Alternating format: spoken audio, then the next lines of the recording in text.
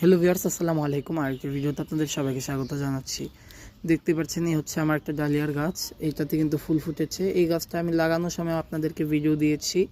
এটা কিন্তু ফুল দেওয়া শুরু করেছে। গাছটা কিন্তু একটু দেরিতে লাগিয়েছিলাম, তাই এই বয়সে ফুল দিয়েছে। গাছটা বেশি বড় হয়নি।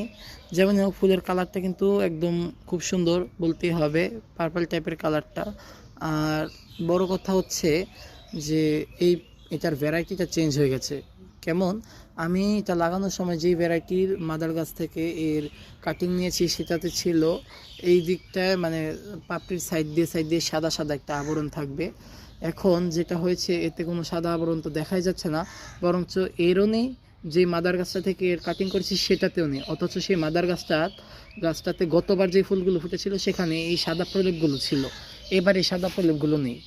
এর সঠিক কারণটা আমি বলতে পারছি না, তবে আমার মনে হয় সবগুলো, মানে এই বেগুনি এবং বেগুনির মধ্যে সাদা, এগুলো কাছাকাছি ভ্যারাইটি হওয়ার কারণে হয়তোবা ওই বৈশিষ্ট্যগুলো এই গাছটা থেকে লোপ পেয়েছে, যার কারণে সাইড দিয়ে যে সাদা সাদা প্রলেপগুলো, আভাগুলো দেখা যাওয়ার কথা, সেগুলো দেখতে পাওয়া যাচ্ছে না। হয়তোবা এই কারণেই ভ্যারাইটিটা এরকম চেঞ্জ হয়ে গেছে। আমি ভেবেছিলাম 2-3টে গাছ যেহেতু এই ভ্যারাইটি লাগিয়েছি, এই সাদার মধ্যে বেগুনিগুলো আমরা এবারও ফুল পাবো, কিন্তু এবার একটা সাদার মধ্যে বেগুনি ফুল পাইনি।